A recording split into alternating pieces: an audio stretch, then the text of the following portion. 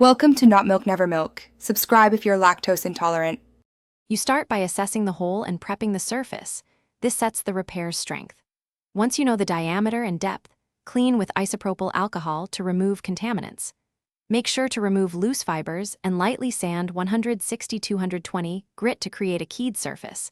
This helps adhesive bond. You will also mix epoxy resin with micro balloons for a thickened filler and cut a backing patch if the hole goes through. Doing this now saves time later.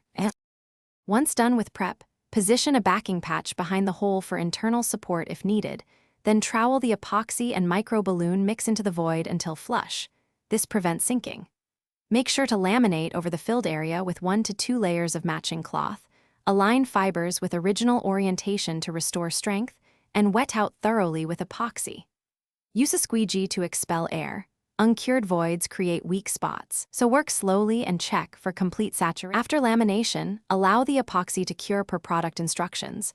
Controlled temperature improves cross-linking and final strength. Once cured, sand starting at 220 grit, then move to 400 to feather the repair into the panel. Make sure you don't sand too deep, retain laminate thickness. Then prime and paint or clear coat for UV protection. Finally, test by gently flexing and visually inspecting for hairline cracks. If you see any, stop and add a local reinforcing patch. Thanks for watching. If this was helpful, leave a like and consider subscribing. See you next time.